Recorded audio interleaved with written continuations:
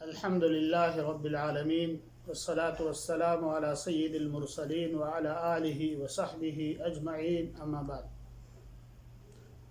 اللہ رب العالمین کی حمد و ثنا اور اللہ کے نبی صلی اللہ علیہ وسلم پر درود و سلام کے بعد، جب اللہ کے نبی صلی اللہ علیہ وسلم لوگوں کو اسلام کی دعوت علی الاعلان دینے لگے اور حج کا موسم ختم ہو گیا، تو اس کے بعد میں مشرکین مکہ نے اعلان بنایا کہ کس طرح سے مسلمانوں کو زد و کوب کیا جائے یا کس طرح سے مسلمانوں کو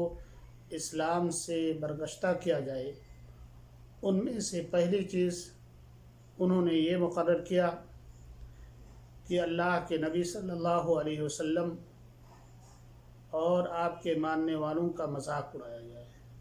جس کے بارے میں اللہ رب العالمین نے فرمایا کہ وَإِن يَكَادُ الَّذِينَ كَفَرُوا لَيُزْلِقُونَكَ بِأَبْصَارِهِمْ لَمَّا سَمِعُوا الذِّكْرَ وَيَقُولُونَ إِنَّهُ لَمَجْنُونٌ، کہ یہ جب دیکھتے تھے تو کہتے تھے کہ یہ تو مجنون اور پاگل ہے، اور کبھی مسلمانوں کا مذاق اڑاتے اور کہتے کہ یہی لوگ ہیں جو نیک ہیں اور یہی جنت کے ٹھیکیدار ہیں، اور کہتے اپنے گھروں کی طرف جب وہ مڑتے تو کہتے وَإِذَا انقلبوا إِلَىٰ أَهْلِهِمُ انقلبوا فَكِهِينَ وَإِذَا رَأَوْهُمْ قَالُوا إِنَّ هَٰؤُلَاءِ لَضَالُّونَ، کہ ان مومنین کو کہتے یہ تو گمراہ ہیں۔ تو اس طرح سے اللہ کے نبی صلی اللہ علیہ وسلم اور آپ کے ماننے والوں کا مذاق اڑاتے ہیں۔ دوسری چیز یہ ہے کہ اللہ کے نبی صلی اللہ علیہ وسلم پہ جو قرآن مجید کا نزول ہوتا، یا اللہ کے نبی صلی اللہ علیہ وسلم لوگوں کو اسلام کی باتیں جب بتلاتے تو وہ اللہ کے نبی صلی اللہ علیہ وسلم کی باتوں پر، قرآن کی باتوں پر، قرآن کے نزول کے وقت وہ اپنی آوازوں کو بلند کرتے، اور انہوں نے یہ پلان بنایا کہ جس کا ذکر اللہ رب العالمین نے قرآن مجید میں کیا، وَقَالَ الَّذِينَ كَفَرُوا لَا تَسْمَعُوا لِهَذَا الْقُرْآنِ وَالْغَوْا فِيهِ لَعَلَّكُمْ تَغْلِبُونَ، کہ قرآن مجید کی جب تلاوت کی جائے تو اپنی آوازوں کو بلند کرو تاکہ لوگ سن نہ سکیں اور اسلام سے دور رہیں۔ اسی طرح سے نضر بن حارث کے بارے میں آتا ہے کہ اس نے ایک لونڈی خریدا جو گانے بجانے والی تھی، جس شخص کو دیکھتا کہ وہ اسلام لانے والا ہے یا محمد صلی اللہ علیہ وسلم نے اسلام کو پیش کیا ہے، تو اس شخص کے پاس سے جاتا اور کہتا کہ دیکھو اس کے گانے بجانے سنو، اس کے جو سے لطف اندوز ہو، اور قرآن مجید سے کیا فائدہ۔ اسی لیے اللہ رب العالمین نے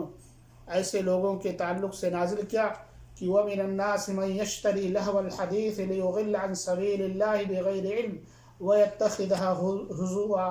أُولَٰئِكَ لَهُمْ عَذَابٌ مُّهِينٌ، کہ جو لوگ ایسا کام کرتے ہیں، لہو لعب کی چیزیں خریدتے ہیں لوگوں کو اسلام سے دور کرنے کے لیے، اللہ رب العالمین نے ایسے لوگوں کے تعلق سے فرمایا کہ ان کے لیے دردناک عذاب ہے۔ تیسری تخطیط انہوں نے یہ کی کہ شکوک و شبہات پیدا کیا جائے، کہ قرآن مجید کے اندر شکوک و شبہات پیدا کیا جائے، اور انہوں نے کبھی کہا کہ قرآن مجید تو خوابوں کا پراگندہ ہے، کبھی انہوں نے کہا کہ یہ تو اس کو تو انما یعلمہ بشر، اس قرآن مجید تو وہ اس نے کسی آدمی سے سیکھ لیا ہے، اور کبھی انہوں نے کہا کہ وقالوا اساطیر الاولین اکتتبها، یہ پہلے لوگوں کی کہانیاں ہیں جو اس پر صبح و شام پڑھی جاتی ہے، کوئی جنات آ کر کے اس کو یہ چیزیں بتا دیتا ہے، یا کوئی ساحر ایسا ہے جو اس کو بتا دیتا ہے۔ اللہ رب العالمین نے فرمایا کہ تنزل علی کل افاک اثیم، یعنی یہ ساحر و جادوگر نہیں بلکہ یہ قرآن مجید ہے، اور قرآن مجید کا نزول محمد صلی اللہ علیہ وسلم پر ہے۔ وہ ساحر بھی نہیں، جادوگر بھی نہیں، گنہگار بھی نہیں۔ آپ ان کی خلقت کو دیکھیے، آپ ان کے اخلاق کو دیکھیے، آپ ان کے طور طریقے کو دیکھیے، تم لوگ کیسے کرتے ہو۔ اور کبھی وہ کہتے کہ یہ شاعر ہیں۔ اللہ رب العالمین نے فرمایا کہ وَالشُّعَرَاءُ يَتَّبِعُهُمُ الْغَاوُونَ، شعراء کی اتباع تو بھٹکے ہوئے لوگ کرتے ہیں۔ اللہ کے نبی کے ماننے والے عقل مند اور دانش لوگ ہیں۔ اور اسی طرح سے کبھی انہوں نے اعتراض پیدا کیا کہ یہ توحید بہت بڑی چیز ہے، اس لیے کہ توحید کو ماننے کے بعد میں ہم لوگ اپنے دین سے الگ ہو جاتے ہیں۔ یا کبھی انہوں نے کہا کہ یہ رسالت کا ہم انکار کرتے ہیں، کہ رسالت کیا چیز ہے۔ یا کبھی انہوں نے کہا کہ باس بعد الموت یہ تو بہت بڑی چیز ہے۔ اور انہوں نے کہا کہ اَإِذَا مِتْنَا وَكُنَّا تُرَابًا وَعِظَامًا أَإِنَّا لَمَبْعُوثُونَ، کیا ہماری ہڈیاں جب سڑ گل جائیں گی تو اس کے بعد میں ہمیں اٹھایا جائے گا؟ یہ تو بہت بڑی چیز ہے، ایسا کچھ بھی نہیں ہوگا۔ تو اس طرح سے میرے بھائیوں اور دوستوں، ان لوگوں نے بہت ساری چیزیں اللہ کے نبی صلی اللہ علیہ وسلم سے کی۔ اللہ رب العالمین نے فرمایا کہ بھلا بتلاؤ، سوچو اور غور و فکر کرو کہ اللہ رب العالمین اس دنیا کو ایسے ہی بنا دیا ہے بغیر کسی کام کے۔ اور اللہ رب العالمین نے فرمایا کہ أَفَنَجْعَلُ الْمُسْلِمِينَ كَالْمُجْرِمِينَ، کیا ہم مسلمانوں کو مجرموں کی طرح سے بنا دیں گے؟ ایک آدمی غور و فکر کرے، ایک آدمی جو ہے آرام سے غور و فکر کرے کہ ایک جو ظالم ہے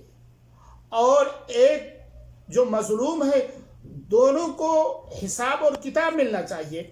بسا اوقات اس دنیا کے اندر حساب اور کتاب، جزا اور سزا نہیں مل پاتی ہے، تو اس کے لیے ایک دن ہونا چاہیے، اور وہ دن آخرت کا دن ہے جہاں ہر شخص کو اس کے اعمال کے مطابق بغیر کسی کمی اور بیشی کے اللہ رب العالمین جزا اور سزا دے گا۔ اس لیے یہ وہ اعتراض تھے جو اللہ کے نبی صلی اللہ علیہ وسلم پر یا اسی طرح سے قرآن کریم پر وہ لوگ کرتے تھے۔ اللہ رب العالمین سے دعا ہے کہ اللہ رب العالمین ہمیں اسلام کو سمجھنے، اپنے نبی صلی اللہ علیہ وسلم کے تعلق سے تعلیم حاصل کرنے کی توفیق عطا فرمائے۔ آمین۔ آخر دعوانا الحمدللہ۔